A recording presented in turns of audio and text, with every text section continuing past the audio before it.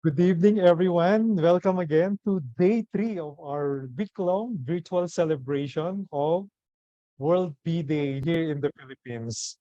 So tonight, as announced in our World Bee Day Philippines Facebook page, we regret to inform you that our distinguished speaker tonight, James Mackinson from Australia, could not make it due to unforeseen circumstances. Nevertheless, we have a great privilege of listening to an equally distinguished speaker, whom I will introduce in a little while. So please just let me share my screen.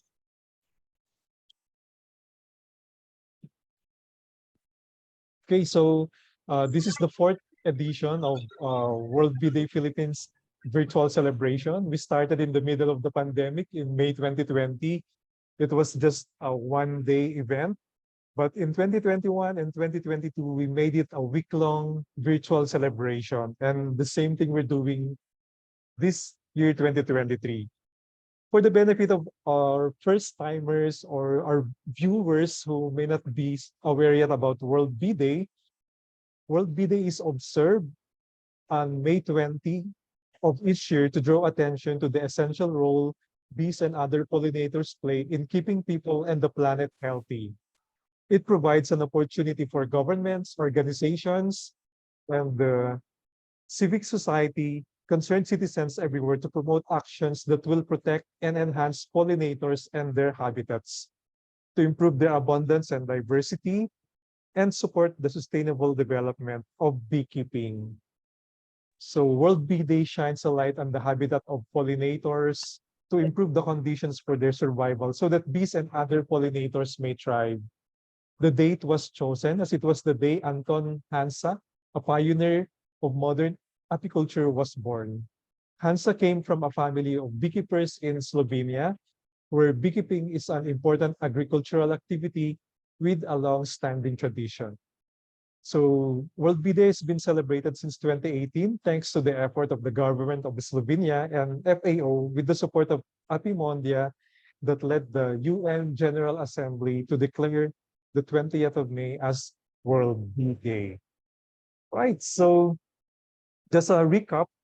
On day one, we had the Dr. Gregory B. Vista from the National Apiculture Research, Training and Development Institute, who talked to us about the Philippine beekeeping industry updates.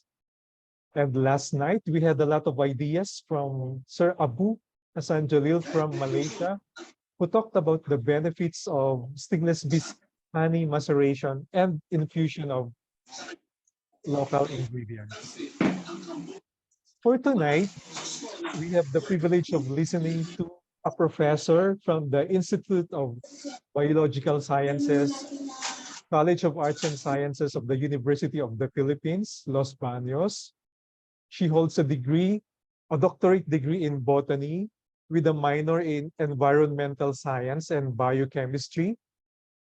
She is currently the National Secretary of the BNet Philippines. That's the Beekeepers Network Foundation of the Philippines Incorporated, which I'll tell you more towards the end of the session. She loves to study and share information on bees and beekeeping, pollination, and palynology with some relation to human health conditions. She has been one of my co-organizers of this event from the first edition in 2020 together with Sir Larry Leong. But for tonight, she's on the spotlight, so please help me welcome on screen Dr. ANALINDA C. Manila-Fajardo from Laguna. Ma'am Dalen, good evening, and thank you so much for agreeing to take on the session for tonight. How are you? Okay. Okay naman. Ito. Na-rush ako sa'yo, ha? Sensya na po. And Hindi, thank you okay so lang. much for this I'm big always favor. here for you. I'm sure our viewers right now will learn a lot from you. Not only those who are with us on Zoom, but even those who are live on Facebook. So again, thanks to everyone who joined. And for those who are watching live on Facebook, Ma'am, the screen is yours. Take it away. Okay. Bilisan natin para tapos tayo agad. Okay. Okay, let me share my screen first.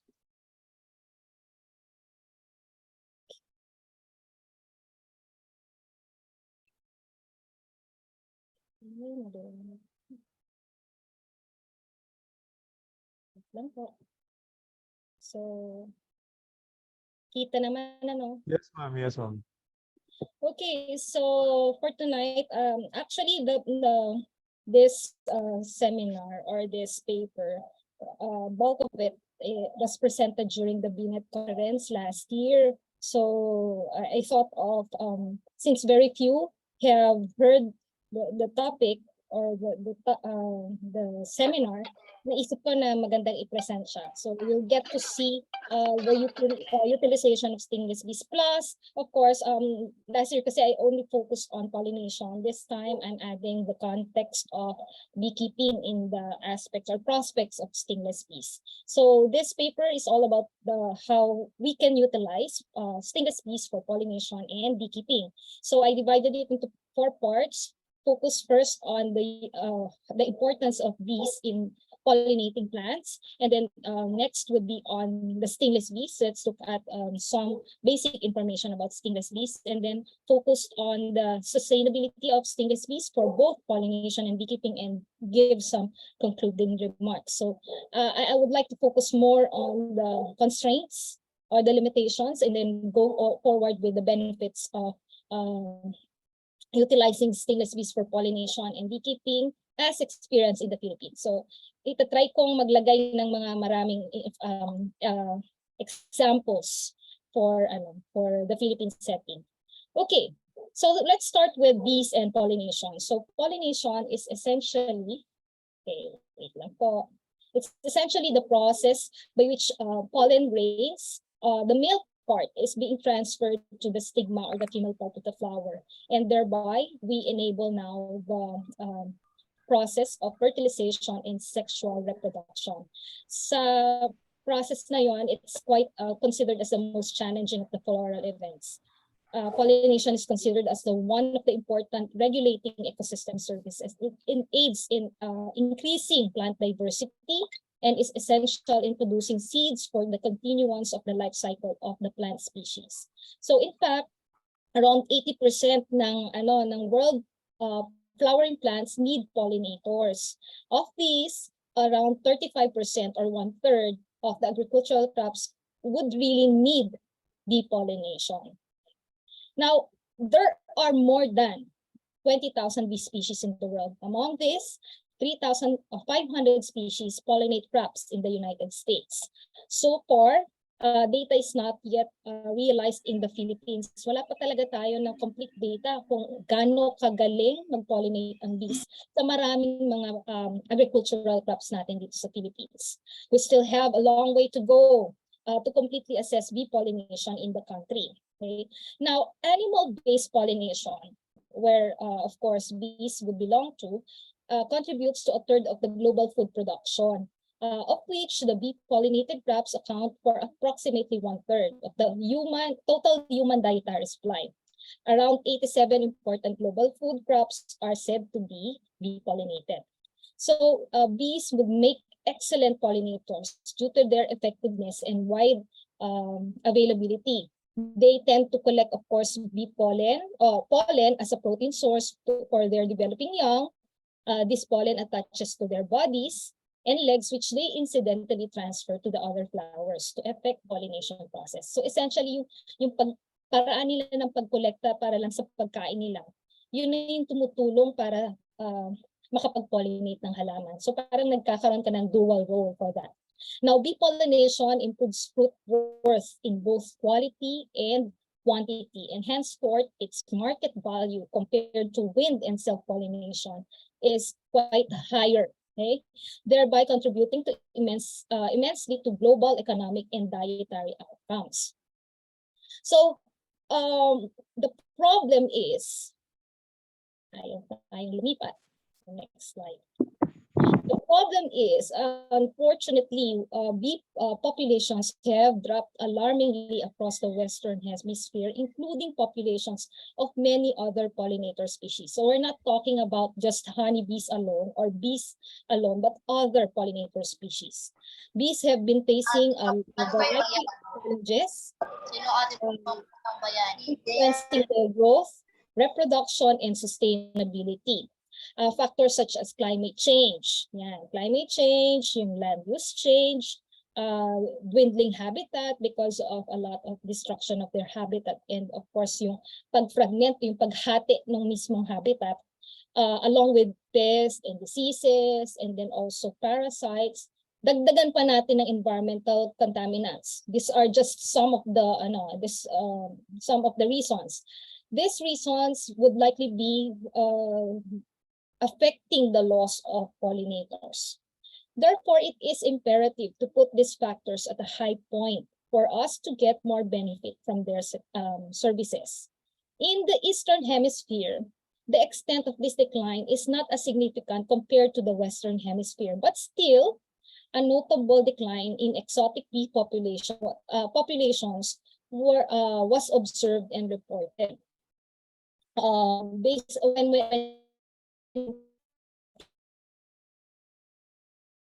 field experiment na population of the bees, there is a need to look for potential pollinators among native bees that are said to be more resistant to the changing conditions, and one of such would be our stingless bees. Okay. Now, there are a lot of stingless bees worldwide. Okay? I'm not an entomologist, so please bear with me by giving you a very basic background on their distribution, habitat, and general characteristics. So around the world, there are around 500 to 600 described bee species, and the list is still continually growing. So ang pinakamarami we see from in Latin America, 417 based on the MESES 2014. We have in Australia around 11, we had Africa 19, and in Asia it's 60. But since a lot of species in Asia are not yet identified, okay, accepted talaga as new species, medyo marami pa na dapadagdag dito, especially in the country. Okay. In the Philippines, so far, we have 6 to 7. Medyo ito, depende kasi sa publication. Some say it's 5, some say 6 or 7. So naglalaro lang tayo dito with in terms of accepted species. Ang ibig sabihin nun, ito talaga yung acknowledged na sa ibang bansa din.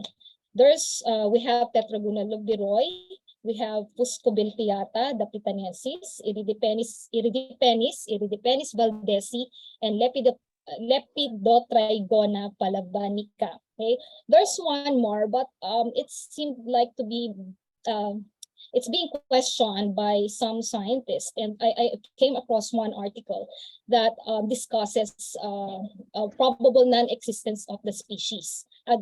Actually the species name, and it is the Tetragonula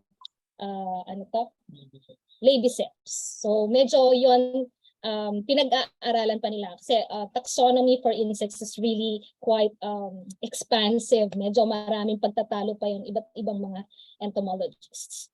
They have so far there are minimal studies on their biology and ecology, unlike in the other Southeast Asian countries. They have a lot of local names, and our friend Mr. Abu Hassan Halil has listed them in one of his books, and some he listed were here, Lukot, Lukutan, Kalulot, Kiwot, Kiyot, Patdan. Marami siyang nilista doon. There are more than 20 vernacular names. So in the recent years, there have been growing research on the utilization of stingless bees for pollination purposes. And one good thing is citizen science is even utilized now in some reports. Ito yung isang mga gusto ko, hindi lang mismo talaga scientists ang gagawa ng research, but also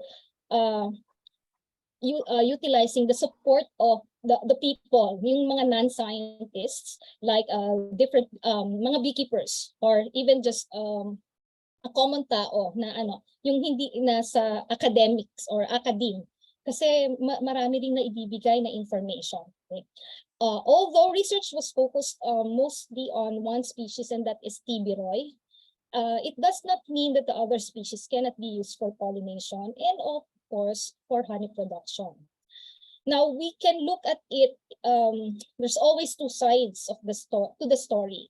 So let us look at the prospects of the utilization of stingless bees for both pollination and beekeeping in the country through the context of viability and sustainability. So to put, ang key question natin is keeping stingless bees for pollination and beekeeping sustainable. Okay. So I would like to use the different sustainability pillars, and I'll start with the social pillar. Socially, the key constraint is in the local acceptability of their use for pollination. However, this is, however, a minor constraint as it can be remedied by education. Say, for example, I heard of a story, kinuwento sa amin, of an SB keeper in Tayabas, Quezon. He had suggested to his uncle to utilize yung stingless bee for coconut pollination. The uncle was quite hesitant at first, but since the nephew was quite persistent, he agreed for him to set up several colonies on his coconut farm. The SB keeper told the uncle not to worry about the bees since kaya na nila yan. They can fend for themselves. After several months, they have observed a significant increase in the number of nuts formed, especially amongst trees within 100 meters of the colony shed. The harvest was from 1 horse load to 2 horse loads every 45 days. And if you compute that, that's 100% increase. Okay? Opportunities are more on the provision also of better social equity. Equity implies fair access to livelihood, education, and resources, as well in the full participation in life. It is about being flexible and accommodating to people's needs based on their intersection of experiences within our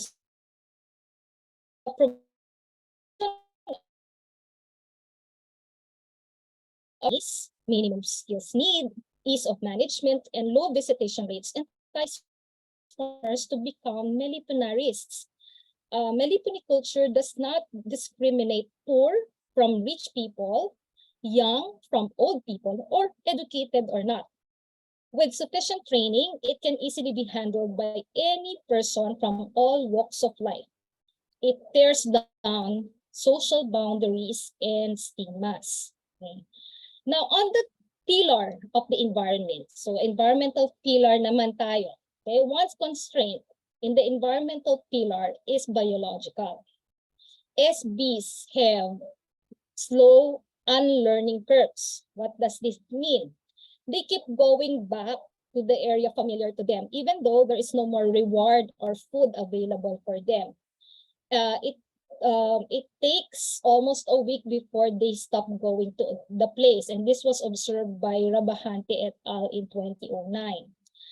Another is the short flight distance of only up to 500 meters with an effective foraging range of 100 to 200 meters with an optimal of 120 meters and average height of 15 feet. Okay, anong ibig sabihin nun? Hanggang 500 meters lang ang kanyang flight distance at any radius. Okay? Ang foraging niya nasa 100 to 200 meters, pinakamaganda yung 120 meters, and the average height is 15 feet. Okay? Coconut farmers in Sariaya, Quezon observed that from 100 to 250 meters, there were sudden drops in nut numbers per tree. At 500 meters, there are practically just a few small nuts per tree. This is what we call edging effect. As such, a company producing cocoa products decided to venture in meliponiculture to increase nut yield and provide additional income through beekeeping for their cooperators. The edging effect is also observed in large mango plantations, where only the first 2 rows of trees along the edge of fields were fully pollinated by extant pollinator populations. Meron kasi silang stingless bees na existing dun sa area. Okay. This was observed in the former Southern Negros joint ventures farms in Bago City and was also observed in Darwin, Australia by Dr. James Mattenson. However, when managed SB colonies were introduced to the field in strategic areas, the edging effect was mitigated. So, nagdagdag sila ng mga colonies doon, nagbawasan yung problem na mababa yung mango fruit production. Okay.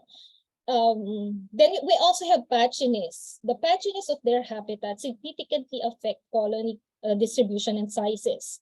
They require specific niches, say certain environmental conditions such as temperature, yung rainfall, and of course food sources are important to note. There's one observation of seedling colonies of tiburoy were observed to form aggregation in a certain area, say 75 meters away from other colonies of the different parent colonies. This presents a barrier in mating and gene distribution when the area is distributed, is disturbed rather, resulting to the loss of forage and drone congregation sites between colony aggregations. So mas pagka masyado silang patchy yung distribution, nagkakaroon ng problem sa gene distribution. Okay. So another of the environmental pillar is environmental pillar is that they tend to have lower competitive ability. Okay, possibly being small and without sting, they are outcompeted by other insect pollinators. However, they are good colonizers. SBs and honeybees were observed to have different, to differentiate niches in order to prevent excessive competition or colonization. So I observed this in the Philippine Barako coffee when stingless bees would only come later in the day. So the honeybees came in earlier, tapos yung stingless bees came in late because they knew they will not be able to compete with the honeybees. So parang nangyayari doon, yung tira-tirang mga nectar and pollen, yun ang nakukuha nila with the Philippine Barako coffee. Okay. They also are easily affected by fluctuations in ambient temperature. The incubation temperature of their brood is around 29 plus or minus 0.2. This was done by my partner, Fajardo et al., 2012. In the recent DNAT conference last year, Dr. Duwang Pakdi reported that temperature affects colony survival. High temperatures cause colony die-outs. But one good thing is we can only observe, we observe only a few pests where in colonies such as black soldier fly, phorid flies, nidiluid beetles, and acarine pests. To date, no diseases have been detected among local populations. Okay. Now, stingless bees are considered as generalists. They are generalists as observed in Pagbilao, Quezon, in Los Baños, here in Los Baños, Laguna, in Lipa City, Batangas, in Nagcarlang, Laguna, and Siniloan, Laguna. So ito yung medyo involved ako sa research in these places. They showed no preference for food sources. This means many plants would benefit from their visitations. Being native to the country, they are adapted, if not co-evolved with the indigenous or native plant species. However, they can also become specialists, especially when they are located in biologically diverse areas. They will develop a preference for a certain plant species. For example, yung mga colonies near forest edges, they may develop pollen preferences for weed species like Amaranthus, yung uray, and Coccinea. Okay. The utilization of stingless bees for pollination and beekeeping might aid also in their protection, in their conservation. But it can also lead to their demise. As such, the government has laid down laws with regards to the use of these native species. It was mentioned the other night. RA 9147, or the Wildlife Act of the Philippines, protects native and unique species from use and translocations or movement. In support to this, the BAE Quarantine Services and also BAPS, BAFPS, also established in 2016 the Philippine National Standards on the Code of Good Beekeeping Practices. You'll see it in the web, it is downloadable. Okay. Then you have various geographic regions in the of the Philippines also harbor specific species set of stingless bees, which may be utilized for pollination and honey production. With their efficiencies, while their efficiencies may vary due to their innate behavior, these can be increased or optimized by adopting suitable management practices. For example, it is widely believed among Philippine beekeepers that those species with like the cluster or grape-like group configurations, locally known as monggo-monggo, were not good for honey production kasi mabagal siyang dumami, mabagal siyang mag-produce ng honey daw, and therefore may be unsuitable for pollination. However, upon analysis, it was found that there are we have been using the wrong management system. Thus, a new management system was designed for this group, as shown by the successes of beekeepers in Guimaras, in Bacolod, and Bohol. They are able to produce honey in copious amount at par to the well-known Tibiroy. Okay. On the economic pillar, okay, for SBs, the economic constraint is very minor, as it will only cover the cost of making hives and shelters, and to some extent transportation of colonies. We can include, of course, some training costs, supplies, materials, and equipment costs. Technologies for keeping SBs have been developed and accepted, most notably the hives and other systems. We also have support agencies existing. We have universities, government organizations, and non-government organizations to do training, research, and product development, and technical assistance. On the side of the plants, we can produce better fruit quantity and quality that would fetch higher prices in the market. Consequently, pollination services can produce indirect benefits with the production of honey surplus. This honey surplus can be sold for additional income or can be used to develop value-added products like soap, shampoos, tinctures, hydrosols, all those that were presented last night by Sir Abu. Okay. And as final note, these three pillars of sustainability are always treated as an interplay of the different factors to fully utilize stingless bees for pollination and beekeeping. Keeping stingless bees is an equitable venture. It allows people from any part of the society to use stingless bees as a source of livelihood, directly from the sales of bee product and indirectly for its pollination services. A viable economy can be formed if the colonies are placed in their proper environment so that the bees can pollinate properly and have higher plant produce as well as honey returns. With this, we can create a livable environment for the society as bees enhance the reproductive ability of plants. More plants, better air quality, more food, better lives.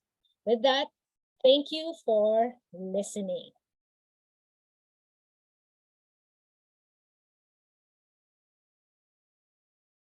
Ay, sorry, nakamute ko pala ako. Wow. It's right on the dot. 8 o'clock pa lang, ma'am. So you have 30 minutes to answer any questions. But yeah, thank you so much for presenting to us. I'm sure those who are new into beekeeping or still trying to um, find out what species will they start with, will find it helpful. The information that you've shared about the economic viability of this species of stingless bees. So may I ask everyone, may I enjoin everyone to participate? If you have any questions, you may use the chat function, and I'll also check on Facebook if there are any if there are any questions so far. Um, First question is from Simon Saligumba. Good evening po, Prof. What are the best native flowers best for SBB Roy? Okay, the data so far in the Philippines is not expansive. Okay? Hindi ko kasi hindi for my ako mismo hindi ko sigurado kung alin talaga yung native bees to. So I usually just list ano yung lahat ng halaman diyan. But there are a lot of legumes and a lot of legumes that are visited. So yung mga trees, mga puno. Pero ito lang po ang ano natin para makita nyo. Maliit ang stingless bee, yung size niya. So, ang assumption, maliit din yung halaman na pupuntahan niya. Okay? Tapos maraming nectar or pollen grains. Wild sunflower could be a food source kasi it produces a lot of nectar. Although, ang white sunflower kasi mas attractive siya sa honeybees. So, pag nandun na si honeybees, hihintayin muna ni stingless bee yung pag-alis ni honeybee bago siya pumunta. Or wala si honeybee doon sa tabi para hindi siya makapag-compete. Yun ang key scheme nila. Okay. Any other questions from the audience? And I'll ask another question po. You mentioned about the developments when it comes to management of monggo-monggo in Guimaras and somewhere in the Negros region. Do you have data po on the average annual harvest per colony of monggo-monggo versus Biroy? Teka lang hindi ko ma-recall yung binanggit sa akin. Bacolod kasi yun. Tama, no? It's more than 3 kilograms. Yun ang sigurado ko. It's more 3 than 3 kilograms per colony? kasi they were harvesting, I think, quarterly. Kasi Wow. ang itsura kasi ng mukhang kabaong na maliit pa. Mas maliit pa sa lagayan ng sapatos. Kasi maliit sila So, dahil maliit sila, best na ilagay mo siya sa mas maliit na bahay, it saves on energy. Okay? Ang scheme kasi ng bees sa collecting ng food or any other organism, especially ang na-observe ko to sa bees mismo, is energetics. Kailangan magtipid sila ng energy para yung ibang energy nila will be spent on collecting food. Collecting nectar, collecting propolis, or collecting bee pollen, yung pollen grains. If they will not spend on fanning temperature control in their hives, kasi tama lang na maliit yung hive nila, hindi malaki, hindi maliit, ilalagay na nila yung energy sa pag-collect ng pagkain. Yun yung key scheme nun. Kaya dahil naglalagay sila ng mas maraming energy sa pagkain, mas marami yung nakokolekta. Marami tayong harvest. Okay. So as a follow-up question, kasi ang nakikita kong mga trainings within Luzon so far are for Biroy. Just for the benefit of our viewers who might be interested with having trainings on monggo-monggo, kasi I'm sure may magkakaiba yung management nila versus Biroy, no? Do you know, ma'am, of any training providers for monggo-monggo species anywhere? I'm Recommendations? not sure the others. Pero we include it. Kasi meron pa kaming monggo-monggo. So, meron ba kayo? Hindi ko nakita yan nung nandyan ako. Hindi mo nakita. Or hindi pinakita ni Alex sa'yo. Pero nag-i-include kami doon kasi iba lang yung magiging management scheme niya. When we went to Bacolod, they wanted us to bring in some Biroys. We told them na we utilize the species that you have there. So ang species nila doon was stockpile. So kamukha halos ng Biroy, kasing laki ng box ng Biroy ang pwedeng gamitin. So yun ang ginamit namin, local species na. And ang kagandahan doon, mabait yun Hindi katulad ng biroy na Biroy. temperamental. Yan mabait. Kahit nagbubukas ka, parang wala lang, dumadaan na siya sa paligid mo. Unlike biroy na mangangagat talaga. Ayun, malaki ang production nila doon. Plus the monggo-monggo, of course, inside protected areas pa. Medyo na ano ako kasi all along, ang akala ko mas malaki yung yield ng biroy because of their size compared to monggo-monggo. So that's something new that I learned Pwede from naman. tonight. Oo. Si ano po, Victor Enerio sa Facebook, he said, as per our observation, Manila palm or saluwag is a good source for SB and even honeybees liguan. Yes. Yes. Yeah, Okay. good. It's a palm. It blooms all year round. Tapos mababa siya. Hindi siya katulad ng coconut na talagang mataas. Pinupuntahan talaga siya ng stingless bees and honeybees. When I went to Palawan to do a research sa dwarf honeybees, ang na-observe ko doon, primary, ang main source nila is Manila palm. Oh. Okay. And ang kagandahan nun, it's Manila palm. It's native to the country. Sige. Ma'am, kay Eric Bautista on Zoom, do SB forage on kamyas and guyabano? I have some of these trees but don't notice SB foraging on them. Yes. Guyabano. Kung may bisita siya, pero hindi siya primary. Medyo mas malaki yata yung kanyang flower. So serana ang mas bumibisita na observe namin. Pero we have kamyas kasi here. As for guyabano, let me see. I know ang guyabano ay panggabi ang bukas niya. Okay. So mas bita siya. At saka ang guyabano, ang alam ko ay walang nectar. Double check ko na. Mas siya sa hindi ko sure kung siya ay dito. I need to check kung siya ay deception. Yung walang reward kundi amoy lang. Kasi walang kulay ang bulaklak niya, di ba? May greenish or to white ang kulay niya. Hindi ko pa napansin actually yung guyabano. Walang malapit sa amin. We'll check them. Pag-aralan yung mga fruit crops. Gusto ko na isa-isa muna. Okay, from another on Zoom, Samsung lang nakalagay. Pwede ba magkasama sa same location, biroy at monggo-monggo?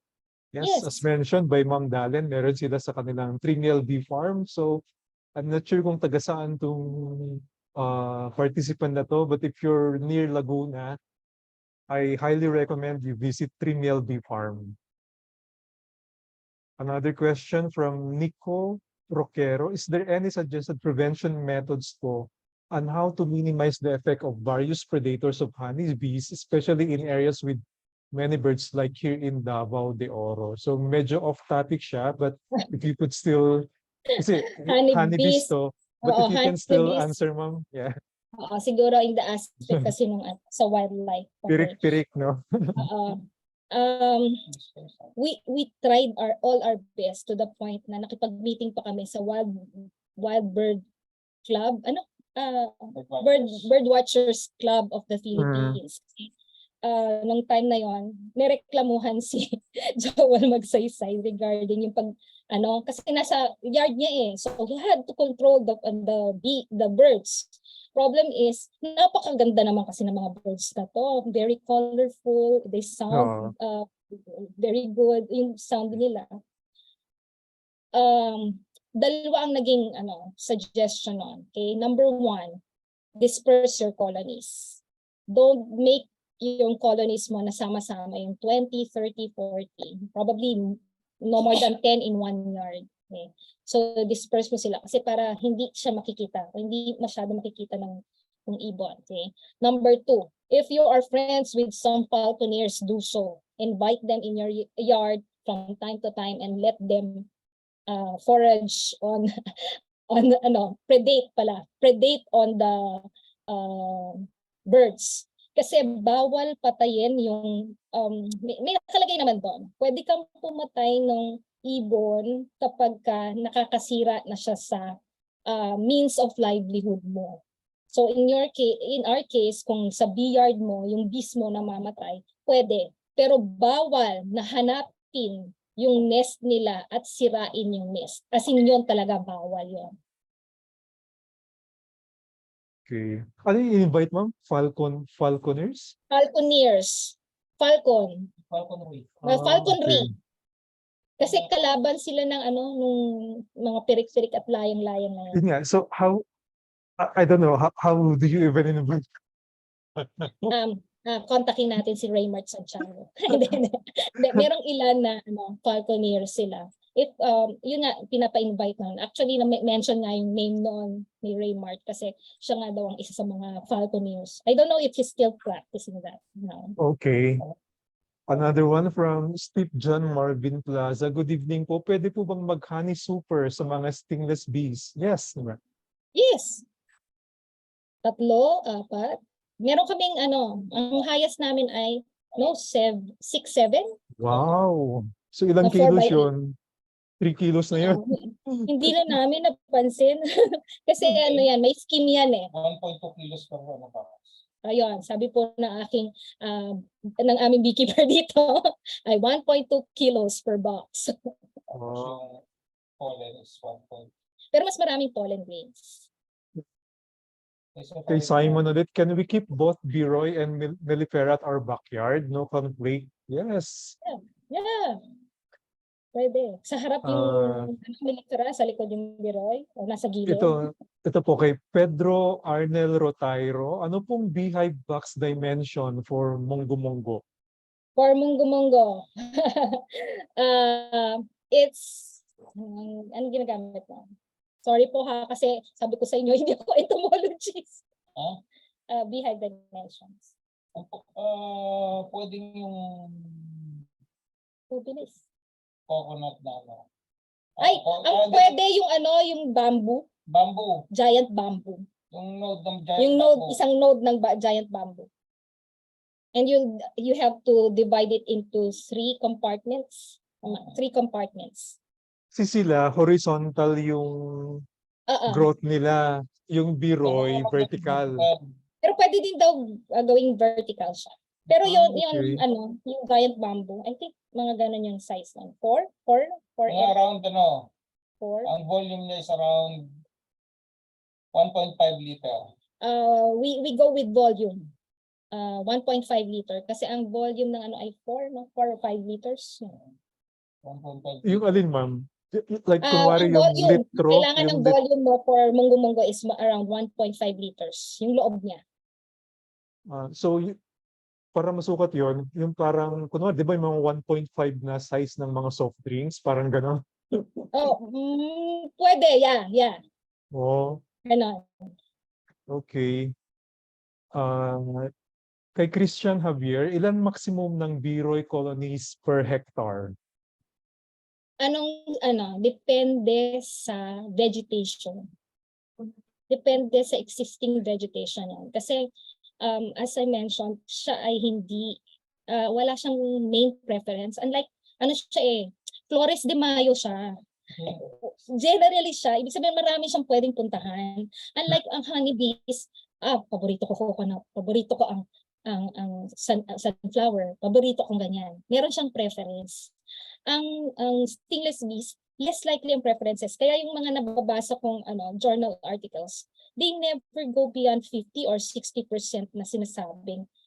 Pag sinabing unifloral, kadalasan lang mga 45, 50, yan, unifloral na yan. Pero pag tinignan mo sa honeybees, umaabot siya ng 80, 90, 100% unifloral. Ibig sabihin, galing sa isang bulaklak lang yung nectar. Pagdating sa stingless bees, never na mangyayari yon. So, depende sa vegetation. Depende rin sa goals mo. Okay? Katulad ng mango. Sa mango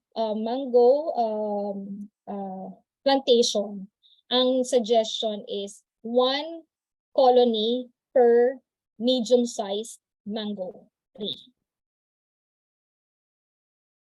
Okay. Medium size. Medium size. Sa coconut plantation, ano sinasuggest natin? Around, kasi kailangan umabot siya sa competition level. Kailangan mag-compete sila, yung mag-agawan sila sa food para makita mo ang effect sa pollination. Pag hindi sila nagko-compete, wala kang makikita. Kasi parang sinasabi ng bees, uy, ang dami nito, pwede akong pupunta kahit saan. Pero pag competition level na, pwedeng, dito lang ako pupunta, ito lang, nagko-compete kami daw, may kaagaw ako. So, makikita mo talaga yung effect niya. So far ngayon, hindi, nagsasuggest kami 1:1 in most cases per puno. Okay. Siguro I'll pick na lang yung last two questions. It's already 8:17. Not sure if this is a question or a comment from Michelle Niaga. It's okay to start gamble to Biroy. Baka mapagbiroy ang tadhana. Yun, I think it still goes back to what your goal is. So you have to understand the economics. Yeah, importante talaga yung goal mo. Then, may shinare dito si Eric Bautista, Yun nga, the eduction talagang method for giant monggo. monggo-monggo. Thank you, Eric, for sharing this. Itong si Angela Reyes, she's saying URL not found. Siguro dun sa shinare ko na yung sa Code of Beekeeping Practices. But it's working for me. I was able to download it. So, please try pinindot again. nyo naman po yan, makikita nyo yan, it's uploaded. Yeah. So, I think that's I would like to note also na hindi po lahat ng ang stingless bees, although pwede siya for pollination, magaling siya sa pollination kasi adapted siya sa Pilipinas. Hindi lahat ng halaman ay pwede siyang pollinator. Okay? Always remember that. Magka-partner ang halaman at pollinator. So may mga cases na itong bees or stingless bees or honey bees, they visit a plant but they don't pollinate. They just collect the fruit. Okay? Or it's like sa yung dragon fruit. halaman, pinagamit lang niya. Oo. Like for example, yung binanggit ng sa dragon fruit. Ang dragon fruit, gabi lang yan. Gabi ang pollination yan. Pagdating ng umaga, kumbaga sa babae, menopause na. So hindi na siya pwedeng mag-produce ng fruit. So ang bees doon, kumokolekta lang ng Ganun nectar siya kasi sila. maano sila mag-produce ng nectar. Ganun Opportunistic siya, ang mga bees. Okay. I'll just check po on Facebook. Kanina nakita ko yung nag-pop up yung comment ni Doc PJ. Hello, watching from Quezon Province. Question, what is the best suit for SB? the Best best. suit. SUIT. SUIT. Adi gamit yung bee suit. I recommend Trimiel Bee Farm Bee Bale. Pwede bang i-model ni Sir Alex? Dapat kasi dapat hindi siya mainit, that's one. Dapat ay mabilis matuyo. That's two. Tapos maganda rin yung isang magandang suggestion, yung medyo madulas. Kasi hindi na siya nakakadikit. Especially yung mga propolis, ang galing mag-propolis niyan. Kaya wag kang gagamit ng isang damit or shirt na kulay puti dahil magkakaroon ka na ng magkakaroon niya ng mga itim-itim after a while. Kaya nga comment ako kapag uy, ang ganda naman ng bee veil mo or bee suit mo after few openings na ng biro yan, ang ganda niya, putim na yan. Okay. Pumahabol po. This will be the last question. Sorry everyone. If you still have questions, it's already 8:20. From Nico Roquero, if we are going to buy, how much does one colony of Biroy cost? If we are going to buy, how much? Depende sa lugar. Merong nagbebenta po as 200. May mga feral na nagre-range from 150, 200, 250, 300, 400, yan. Yung iba may 1.5 na naka-box, may 2,000 na naka-box, merong 2.5, may 4,000, yung 6 yung naka-double hive. So depende po sa strength ng colony. Then depende sa cost of living in the area. Kasi depende rin po yan, sumasabay din po yan yung price niya. So far, ang common na nakikita ko ranges between 2,500 to 4,000. If I may just ano na lang po no, to in relation to that question, can you just give tips na lang for those who want to buy SB colony for the first time, whether it be Biroy or monggo-monggo? Like, ano dapat yung tignan nila, yung to say na itong colony na to is good enough for this price? Kasi very rampant na rin ngayon yung mga kuha ng feral colonies, binebenta nila kabox pa lang pero ganitong presyo na siya, ganyan. So ano yung mga dapat nilang itanong sa mga sellers when they buy a colony?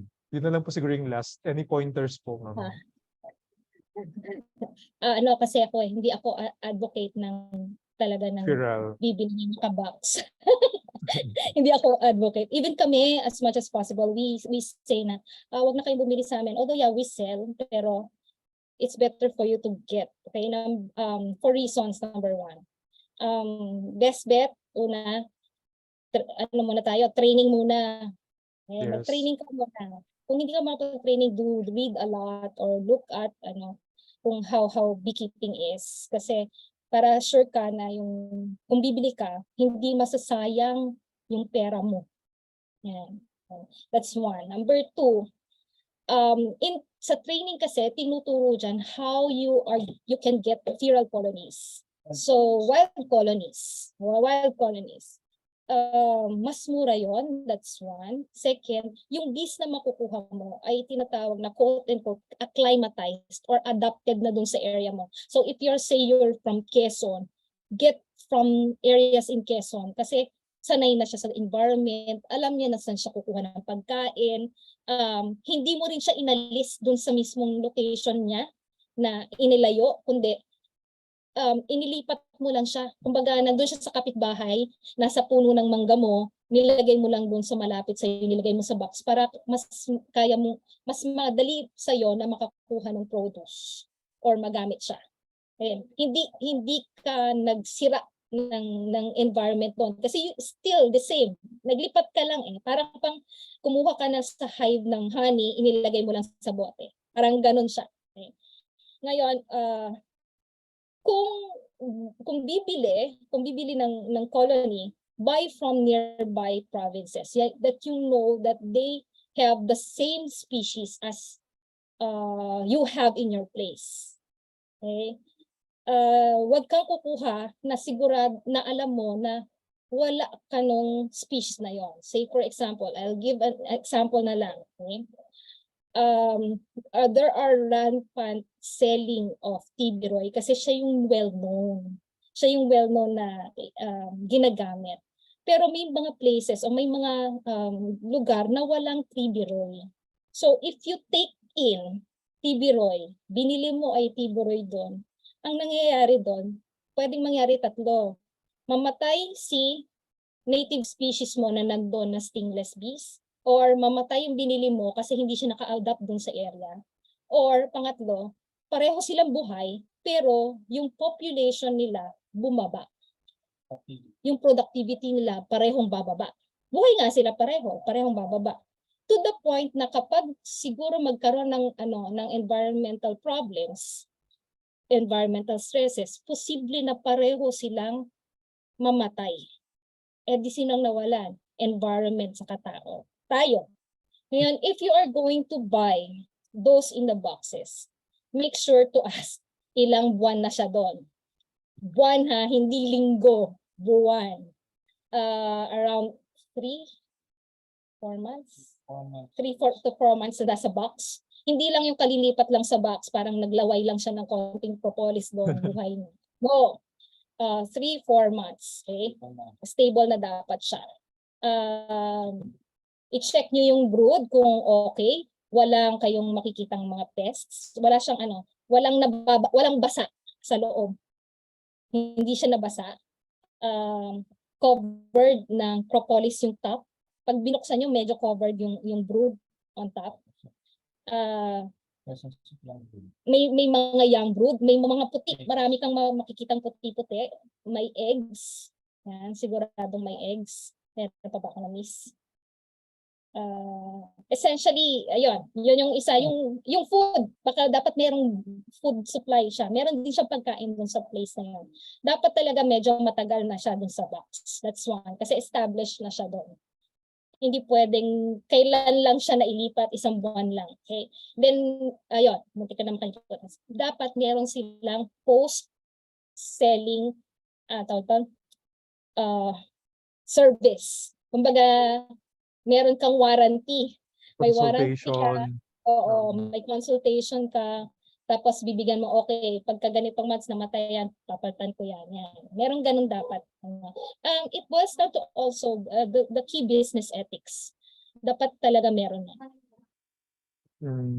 Yan. So thank you so much, ma'am, for those pointers. I hope you took notes. If not, you can just replay that section of the session dun sa Facebook live stream natin.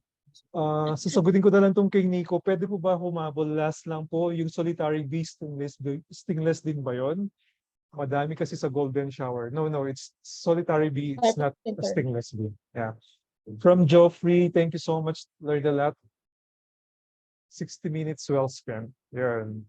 Okay, so that wraps up our evening. Please stay for a while so I can just share, if you just allow me to please share my screen again. Thank you.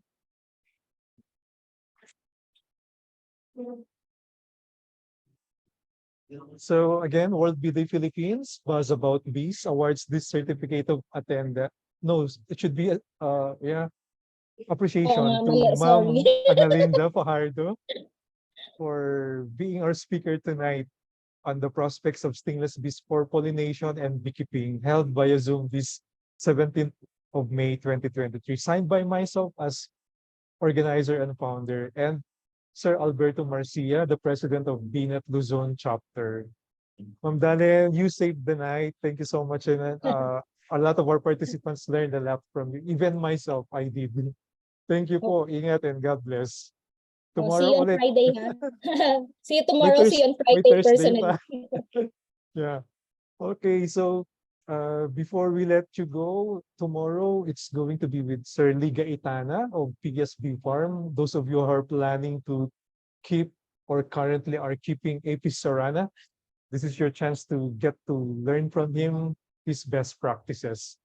Then on Friday, we will be listening to Julie Alvarez from Finland and Romeo De Leon from Qatar on how to succeed as a beekeeper overseas. And on Saturday, to wrap up our week-long virtual celebration, he's here right now. Thank you, Sir Boy, Mr. Epifanio Loyola Jr. for attending every night. And you will be our speaker on Saturday during up for the 2023 BNet National Convention. So that's happening on August 17 and 18 in Davao City. Mark your calendars and we hope to see you there. So briefly, what is BNet? BNet stands for the Beekeepers Network Philippines Foundation, Inc. It was established in 1995 and registered with the SEC on February 19, 1996. The purposes for its incorporation are, as you can see on screen, basically to help coordinate national efforts, activities, and programs to protect, improve, and strengthen and develop the Philippine bee industry, to create marketing, research, and development centers as well. So what are the benefits of becoming a BNet member?